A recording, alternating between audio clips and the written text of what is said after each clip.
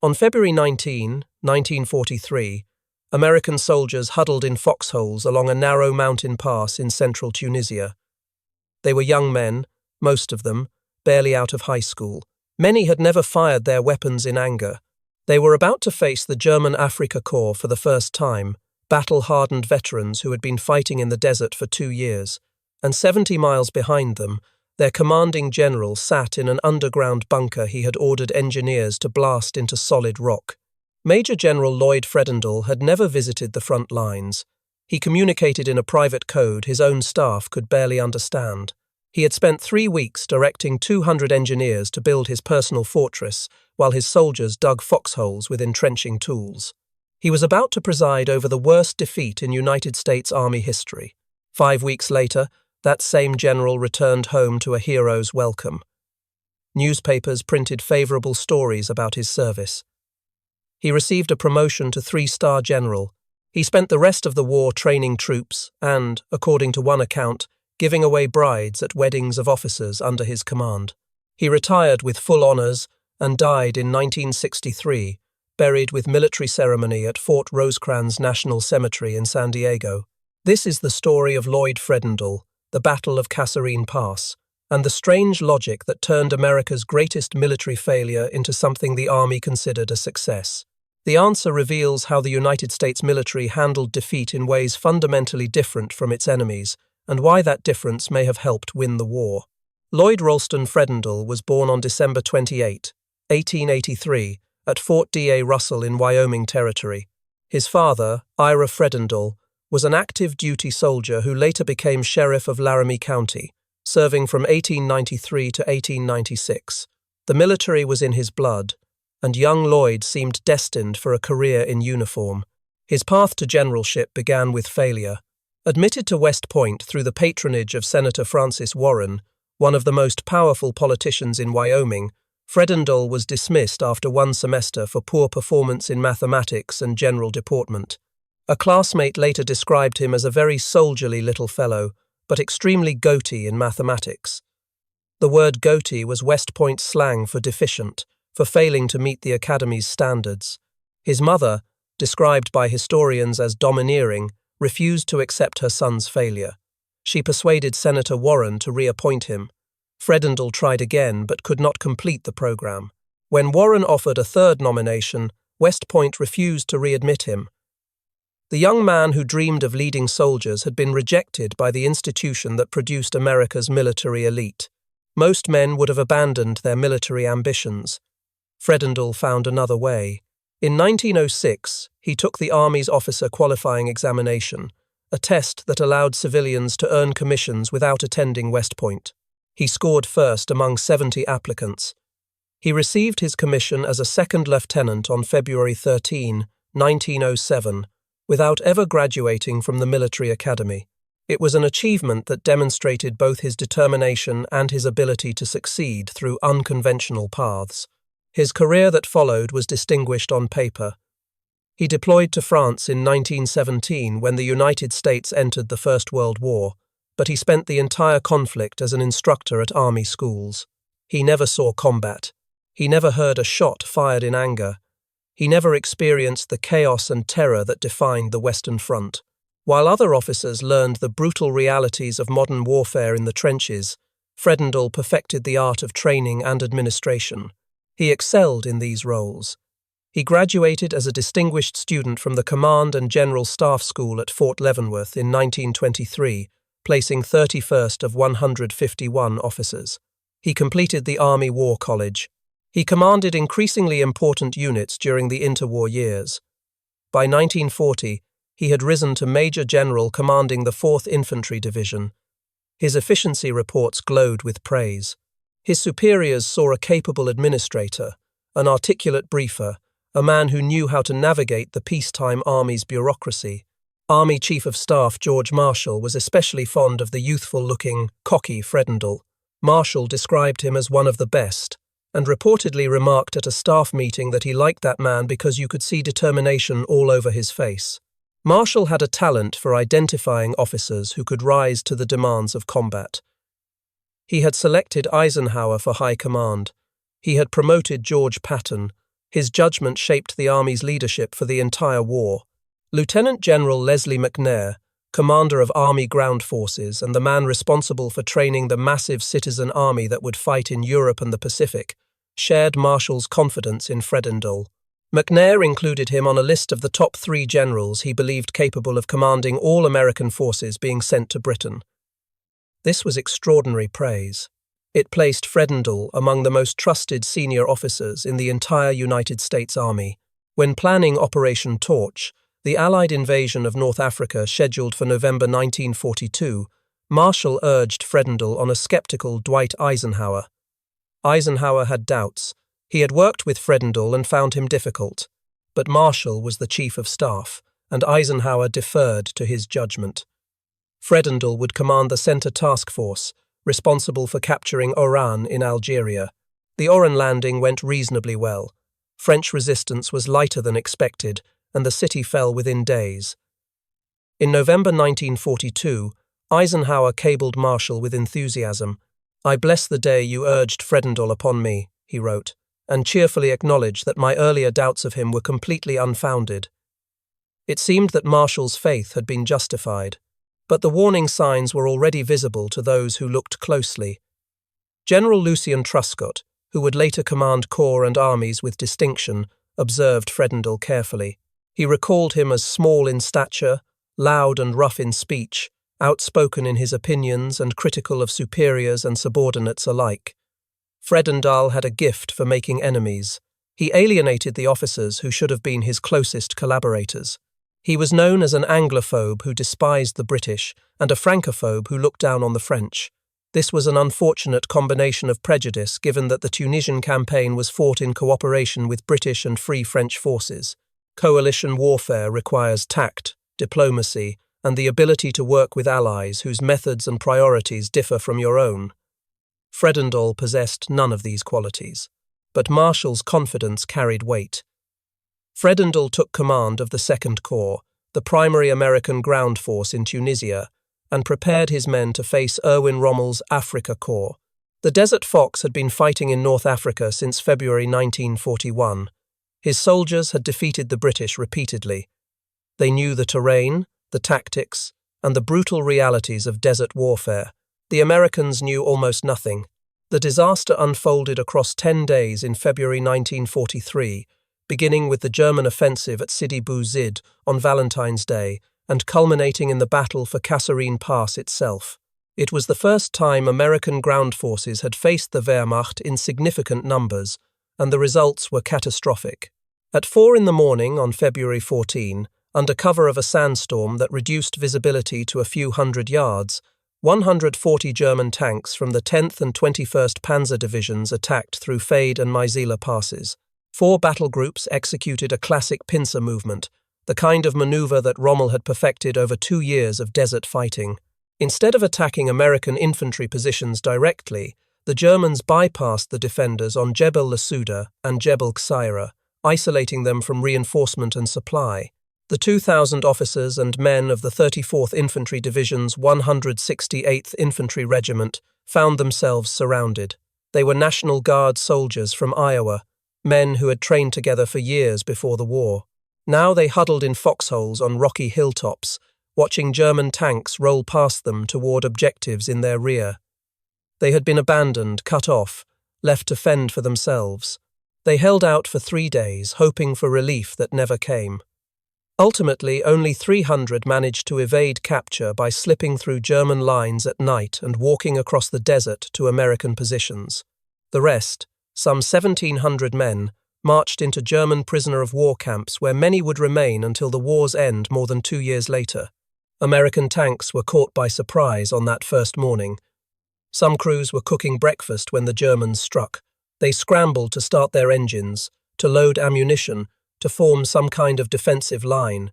But the Germans had positioned their fearsome 88mm guns, originally designed as anti-aircraft weapons but devastating against tanks, on the high ground overlooking the American positions. These guns outranged American tank weapons by hundreds of yards. They destroyed Shermans before the American crews could close to effective firing distance. The ambush was methodical and merciless. On February 15, Combat Command C of the 1st Armoured Division counterattacked. This was standard doctrine. When the enemy penetrates your lines, you counterattack to restore the position. But the counterattack drove directly into a German anti-tank trap. The Germans had anticipated exactly this response and positioned their guns accordingly. The result was catastrophic. 46 medium tanks and 9 self-propelled guns were destroyed in a single engagement. American tank crews died in burning vehicles, unable to escape before the ammunition cooked off. Lieutenant Colonel Louis Hightower's tank was hit during the counterattack at Sidi Bouzid. The inside of the tank immediately caught fire. Hightower ordered his crew to bail out and escaped on foot, walking miles across the desert to reach American lines. His battalion lost 44 of 51 tanks in a single day. Behind him, the wreckage smouldered in the African sun. By February 17, Field Marshal Rommel assessed Phase 1 as complete. The Americans had been driven back with heavy losses. Their counterattacks had failed. Their defensive positions had been overrun or bypassed. Now he prepared for the decisive blow, a thrust through Kasserine Pass that would sever Allied supply lines and potentially drive the Americans from Tunisia entirely. Fredendall ordered withdrawal from Spietla and Feriana, the towns that had anchored the American defensive line. At this point, 2nd Corps had already suffered 2,500 men lost, 103 tanks destroyed, 280 vehicles wrecked, and 18 field guns captured. The retreat was chaotic. Units became separated. Equipment was abandoned. Soldiers streamed westward without clear orders or destinations. American forces fell back to Kasserine Pass in the western dorsal mountains. The pass itself was a 2-mile-wide gap in the mountains, a natural choke point that controlled access to the vital supply base at Tebessa and the road network that supported Allied operations in Tunisia. If the Germans broke through the pass, they could roll up the entire Allied position in central Tunisia. Everything depended on holding this ground. On February 19, the Afrika Korps assault group attacked. American defenders under Colonel Alexander Stark, commander of the 26th Regimental Combat Team, held the pass with a hastily assembled force of infantry, artillery, and engineers. General Fredendall had telephoned Stark the previous evening with dramatic instructions. "I want you to go to Kasserine right away and pull a Stonewall Jackson," he said. The command was officially designated Stark Force that night. Stark's men fought with desperate courage, knowing that the entire front depended on them. But they were outnumbered and outgunned, facing veteran German troops supported by tanks and artillery. On the night of February 20, German Panzer Grenadiers and Italian Bersaglieri overran the mountain shoulders overlooking the pass. These heights commanded the valley floor. Once the Germans held them, the defenders in the pass itself were exposed to fire from above. By evening, Axis forces controlled the exits toward both Thala to the north and Tebessa to the west. The gateway was open. The supply base lay just 30 miles away. Then the tide began to turn, not through Fredendall's leadership, but despite it. On February 21 and 22, the United States 16th Infantry Regiment and Combat Command B halted the German advance at Jebel el Hamra. These units had not been shattered in the initial attacks. Their officers led from the front, their soldiers held their ground. Critically, artillery reinforcements arrived at the last possible moment. 48 guns of the 9th Infantry Division artillery reached the battle after a punishing forced march of 777 miles from western Algeria, covered in 3 days and 12 hours by 411 vehicles carrying over 2,000 men. 12 155mm howitzers, 24 105mm howitzers, and 12 75mm howitzers under Brigadier General Stafford Leroy Erwin joined 36 British guns already at Thala. The combined Allied artillery now totaled 84 pieces. On the morning of February 22, this massed artillery fired devastating barrages into the 10th Panzer Division's attack. German tanks that had rolled forward expecting light resistance ran into a wall of exploding shells. Infantry following the armour was caught in the open and cut down. The attack stalled, then stopped, then began to fall back. At 14:15 hours, Rommel made his decision. The offensive had failed. The element of surprise was gone. Allied reinforcements were arriving faster than he could advance. His supply lines were stretched thin. He ordered withdrawal. By February 24, Allied forces reoccupied Kasserine Pass. The battle was over. The final toll was devastating. Approximately 300 Americans killed, 3,000 wounded, and 3,000 missing or captured. Roughly 6,500 total casualties in 10 days of fighting. Equipment losses included 183 tanks, 104 half-tracks, 208 artillery pieces, and 512 trucks and other vehicles. The material losses alone represented months of industrial production shipped across the Atlantic at great risk from German submarines. German casualties were remarkably light by comparison. 201 killed, 536 wounded, 252 missing, 989 total, only 20 tanks lost. The exchange ratio was catastrophic for the Americans. They had lost nearly 7 men for every German casualty. Omar Bradley later reflected on the disaster in his memoirs. Even these many years later, it pains me to reflect on that disaster, he wrote. It was probably the worst performance of United States Army troops in their whole proud history. While his soldiers fought and died at the front, where had Lloyd Fredendall been? He directed operations from a location soldiers called Speedy Valley, a ravine 9 miles southeast of Tebessa, 70 miles behind the battle. There, he had ordered an entire engineer company from the 19th Engineer Regiment to blast 2 U-shaped tunnel complexes into solid rock. Each complex ran 160 feet into the hillside, with parallel shafts 6.5 feet high and 5 feet wide. An anti-aircraft battalion ringed the headquarters for protection against enemy air attack. 200 engineers worked for more than 3 weeks on this project, using equipment and explosives that could have constructed defensive positions for the soldiers actually facing the enemy. They eventually abandoned the tunnels unfinished when the front collapsed, and Second Corps had to retreat. But the resources consumed in building Fredendall's personal bunker represented a fundamental misallocation of priorities that shocked every officer who saw it. The troops had their own names for the command post. They called it Lloyd's very last resort. They called it Shangri-La, a million miles from nowhere. The bitter humour reflected their understanding that their commanding general cared more about his own safety than theirs. When Bradley first saw the bunker during his inspection tour, he called it an embarrassment to every American soldier. Eisenhower was equally disturbed. He later reminded his senior commanders that even generals must assume personal risk in combat. The message was clear, though Fredendall's name was never mentioned directly. Leaders who hide while their soldiers die forfeit their right to command.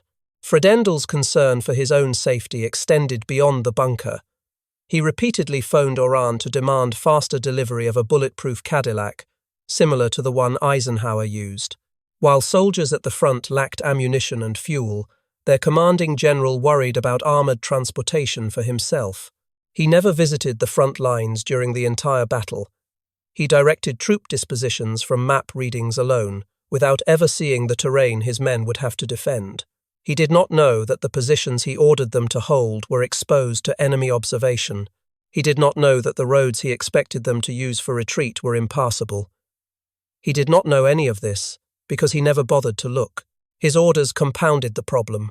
Despite being a distinguished graduate of the Command and General Staff School, which taught standardized procedures to ensure clarity in combat communications, Fredendall invented his own incomprehensible terminology. Infantry became walking boys, artillery became popguns, specific units received code names that bore no relation to their actual designations. A typical order reads something like this: move your command, that is the walking boys, popguns, Baker's outfit and the outfit which is the reverse of Baker's outfit and the big fellows to M, which is due north of where you are now, as soon as possible. Work on your own transportation.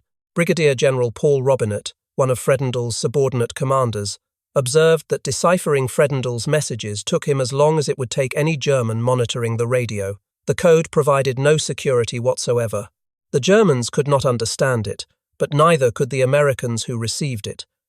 It only created confusion among officers trying to coordinate their defense against an enemy that attacked with clarity and precision. When Colonel Thomas Drake radioed from Sidi Bouzid requesting permission to retreat as German tanks surrounded his position, Fredendall refused. He was 70 miles away. staring at a map that could not convey the desperation of Drake's situation. "Hold your position," he ordered. "Reinforcements are coming." The reinforcements never arrived. Fredendall had promised tanks that were already committed elsewhere. He had promised artillery support that could not reach Drake's position. He had promised air cover that never appeared. Nearly 1,400 men were captured because their commanding general could not grasp what was happening and would not delegate authority to officers who could.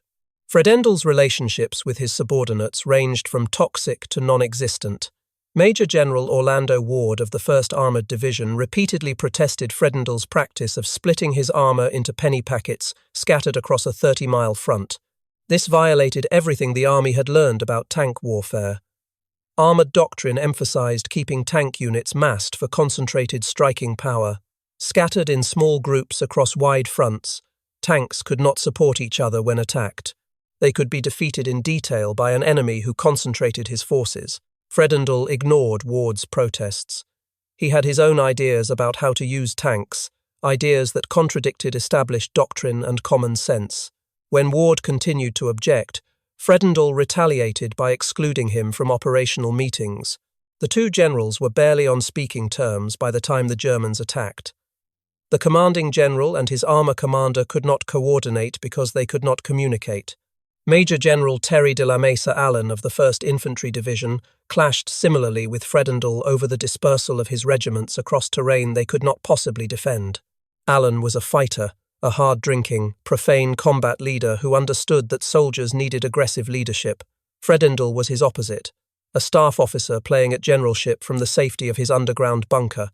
The two men despised each other.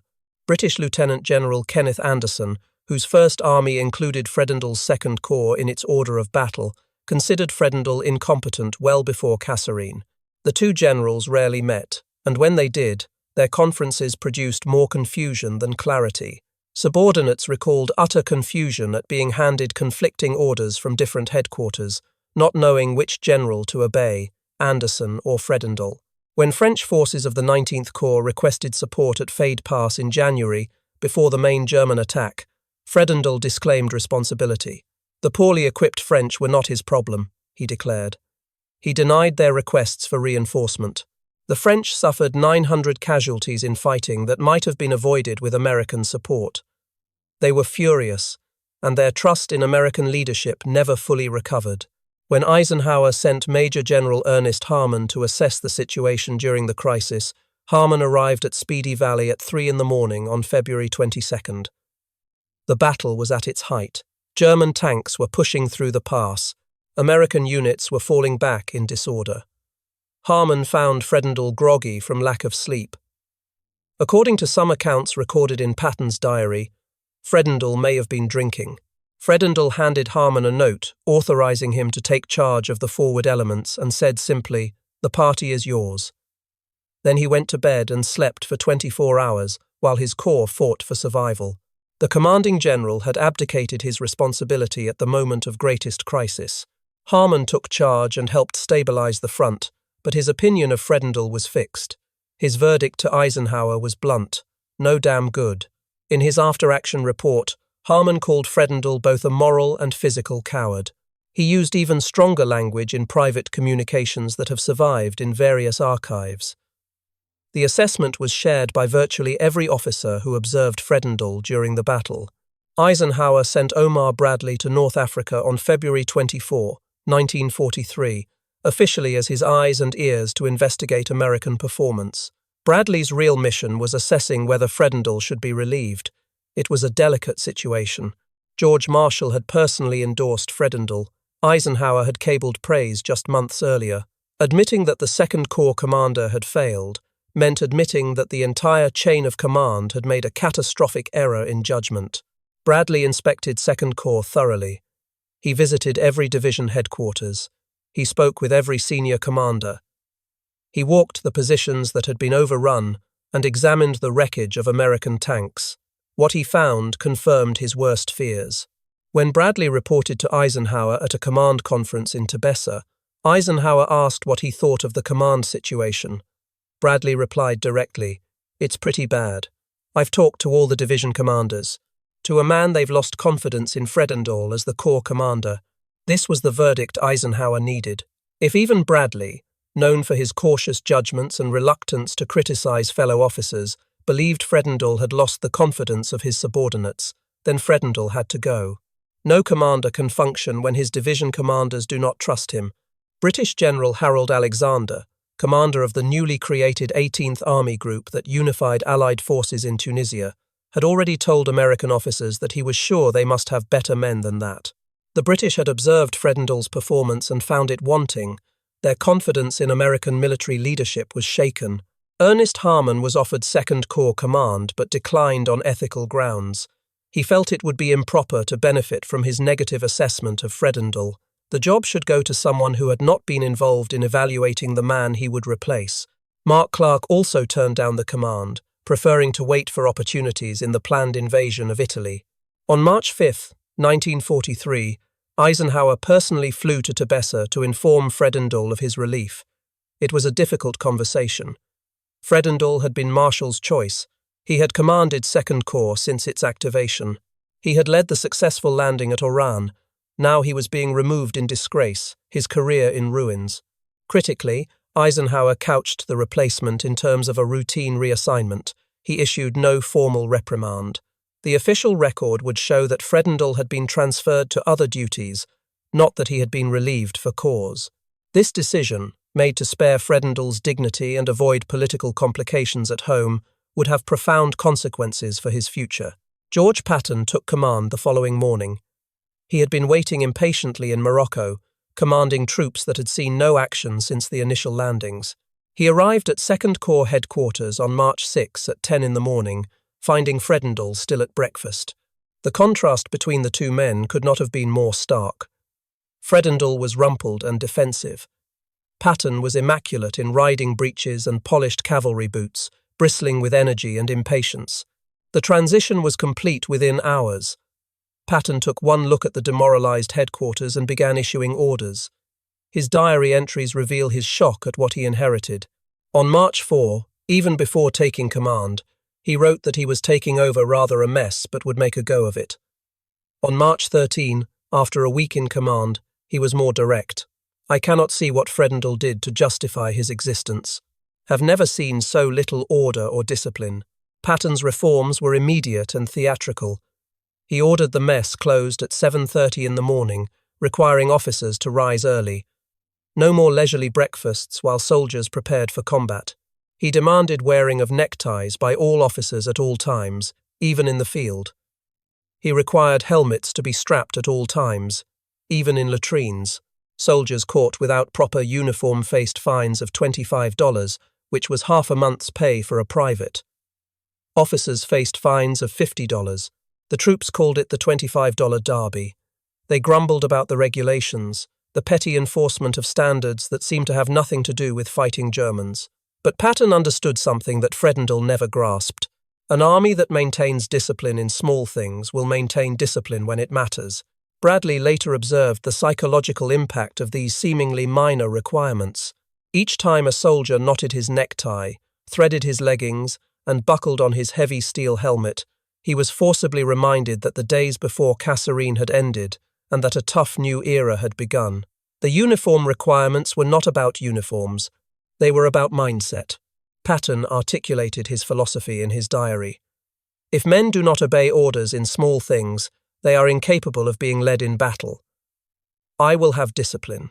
To do otherwise is to commit murder. He meant it literally. Soldiers who did not follow orders instinctively, without thinking, would hesitate at critical moments and die. Their hesitation would kill the men beside them. Discipline was not about punishment. It was about survival. He also led from the front, a stark contrast to Fredendall's behavior. Patton visited every unit in 2nd Corps within his first week.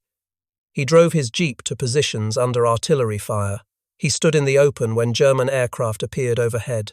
His soldiers saw their commanding general sharing their dangers, and they responded. Within weeks, Patton had restored combat effectiveness to the demoralized corps. Officers who had hidden from responsibility emerged to lead their units. Soldiers who had fled in panic at Kasserine stood their ground under fire. The transformation was remarkable, but it was not miraculous.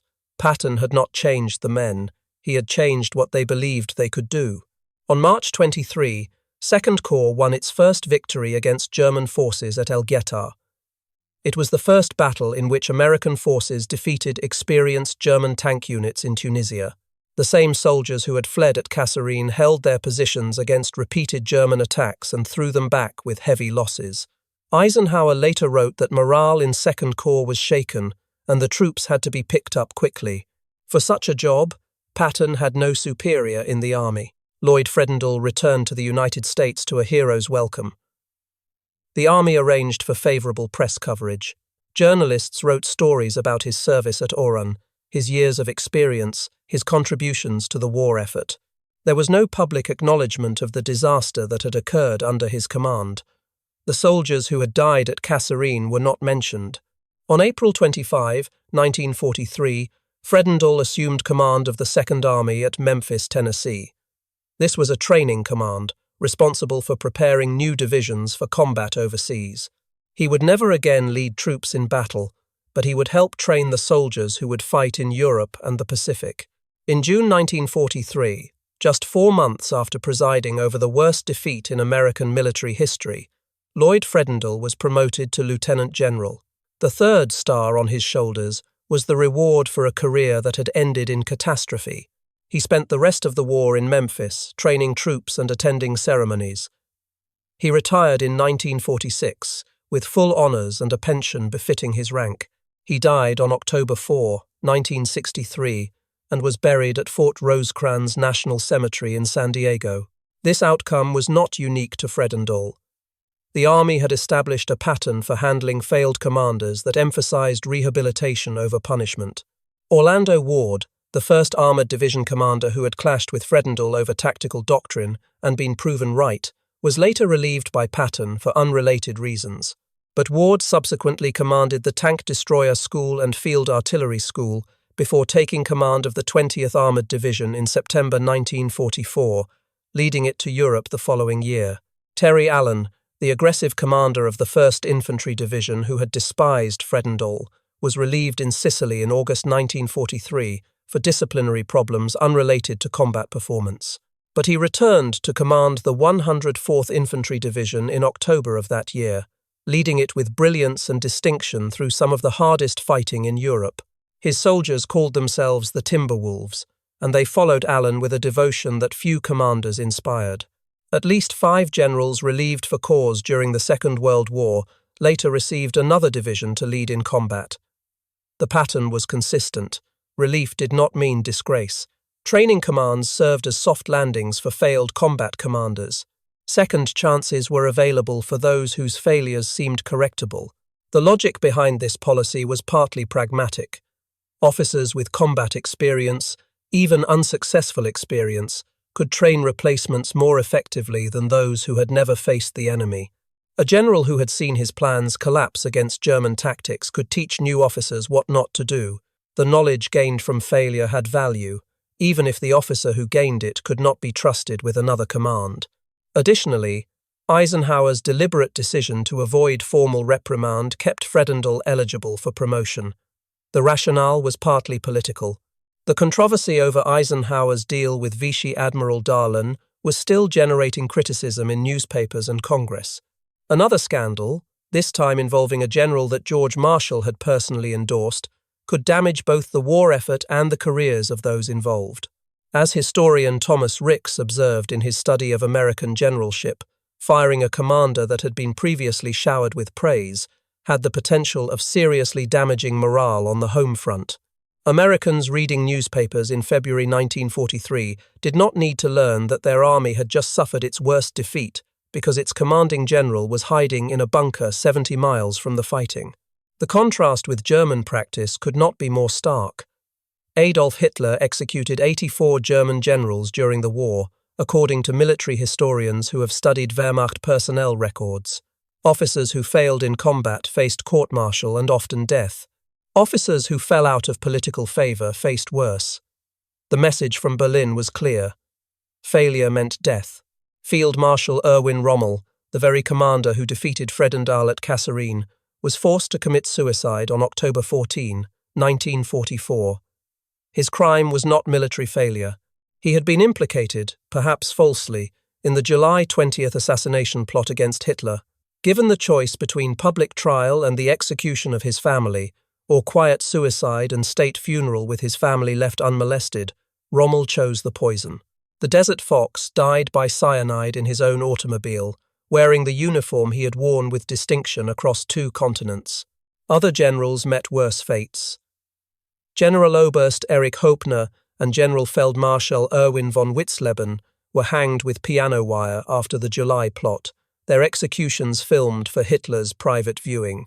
Dozens of officers suspected of disloyalty were shot without trial. The German military operated in an atmosphere of terror that made honest reporting impossible and flexible response unthinkable. Joseph Stalin was even more extreme. During the Great Purge of 1937 and 1938, approximately 35,000 Soviet officers were arrested, executed, or dismissed from service. The senior ranks were devastated. Experienced commanders who had built the Red Army were shot as traitors on fabricated charges.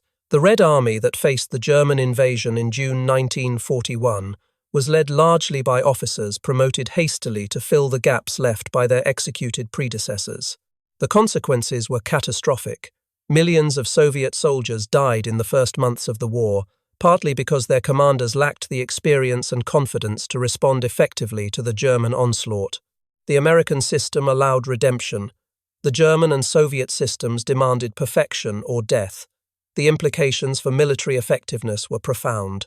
American officers could take calculated risks, knowing that failure would not cost them their lives. They could report problems honestly without fearing execution for defeatism. They could learn from mistakes and apply those lessons to future operations. They could disagree with their superiors, within limits, without risking everything.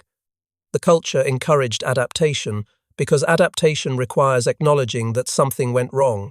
German officers operated in terror of a single misstep. After the July 1944 assassination attempt, Hitler's paranoia intensified to the point of madness. Generals suspected of disloyalty were executed without trial. Even success was no guarantee of safety, if it came at the cost of contradicting Hitler's orders. Field commanders who retreated to save their forces were shot for cowardice. Staff officers who reported unwelcome news were punished for defeatism. This created a culture of conformity at the worst possible time, when Germany desperately needed flexible responses to Allied offensives on multiple fronts. The information that reached Hitler was filtered through layers of officers who told him what he wanted to hear rather than what he needed to know. Strength returns were falsified. Supply shortages were minimized. Strategic assessments were tailored to match Hitler's fantasies. Honest assessments that might have corrected German strategy were suppressed because speaking honestly was too dangerous. The result was catastrophic decision-making at the highest levels, a command structure disconnected from reality and unable to adapt. The soldiers who survived Kasserine bore witness to American forces at their lowest point.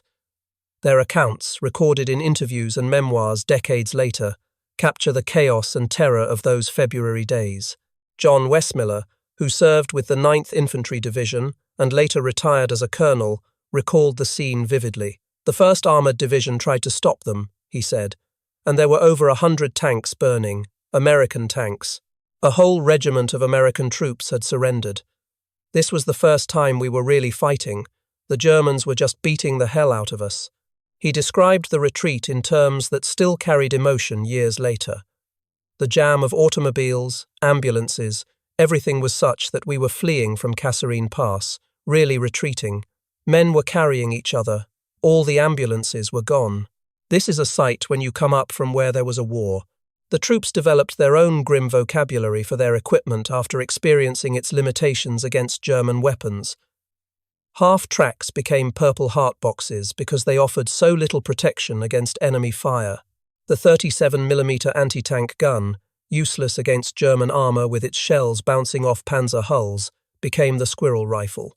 The black humour helped soldiers cope with equipment that seemed designed to get them killed. War correspondent Ernie Pyle, who would become famous for his frontline reporting from North Africa to Okinawa where he died, observed the American soldier with characteristic insight during those dark days.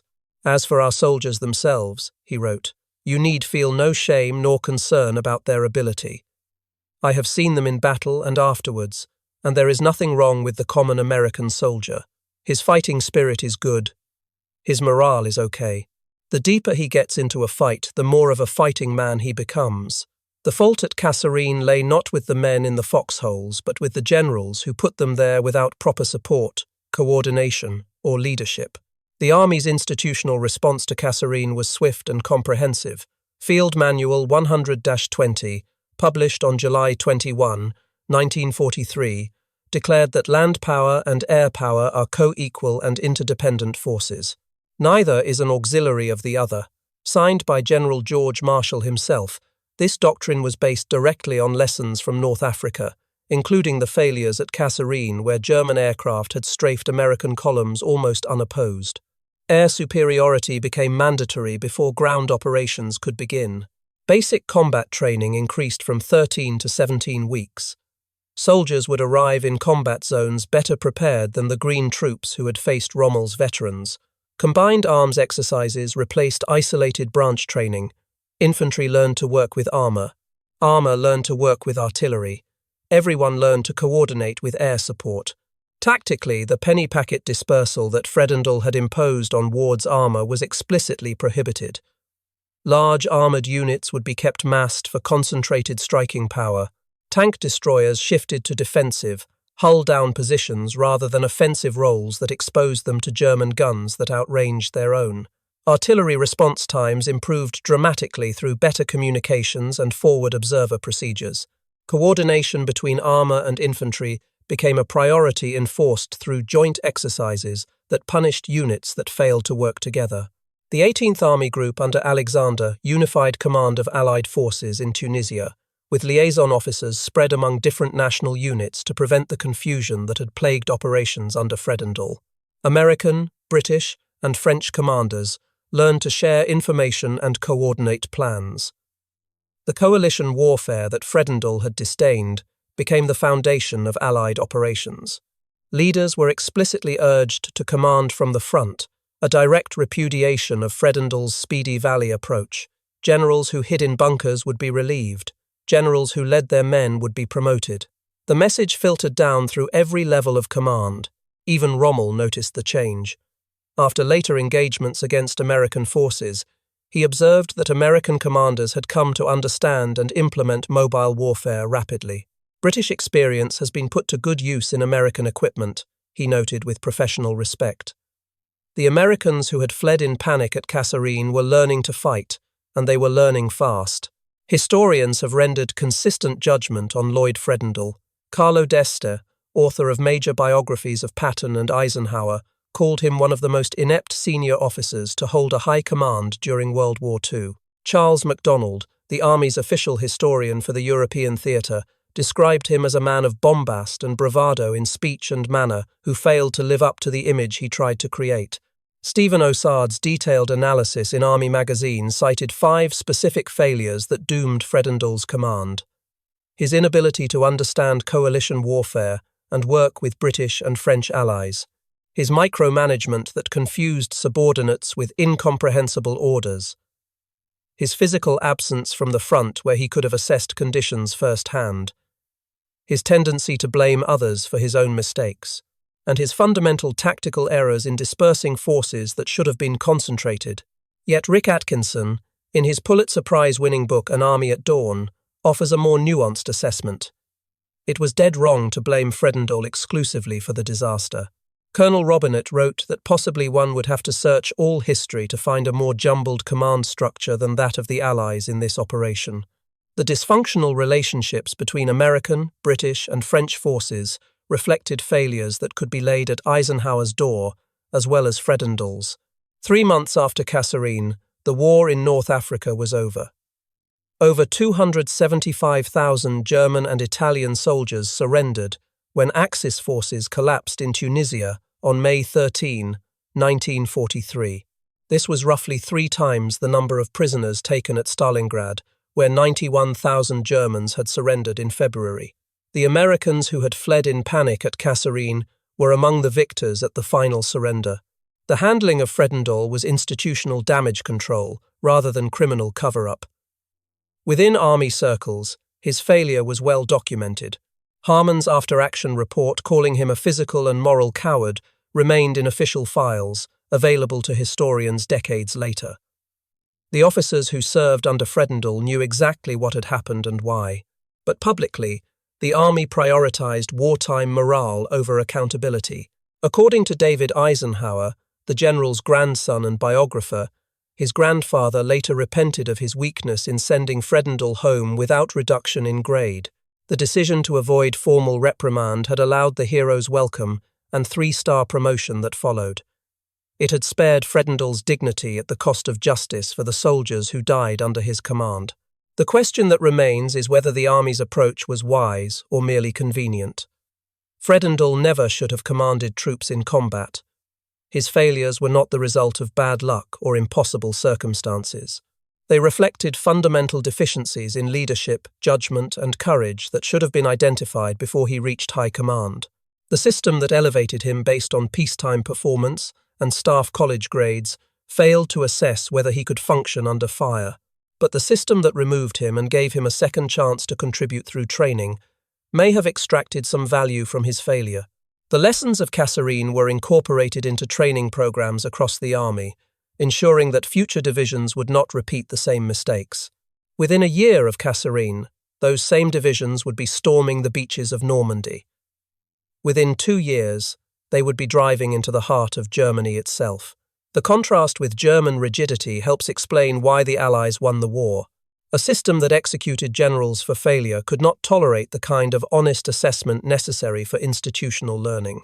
The Wehrmacht remained tactically brilliant but strategically blind, unable to adapt because adaptation required admitting that something had gone wrong. The American approach, relief without disgrace, reassignment to training commands, second chances for some officers whose failures seemed correctable, created space for adaptation that the German system could not match. Lloyd Fredendall was a failure by any measure. His soldiers paid for his incompetence with their lives and their freedom. But the army's handling of that failure reflected a flexibility that would prove more valuable than any individual victory. The soldiers who died under his command at Kasserine have no monuments bearing their general's name. They lie in military cemeteries in Tunisia and across the United States, their sacrifice a testament to the cost of incompetent leadership. But their deaths were not entirely in vain. The army that emerged from Kasserine was fundamentally different from the army that entered it. Doctrine changed. Training improved. Leaders learned to command from the front.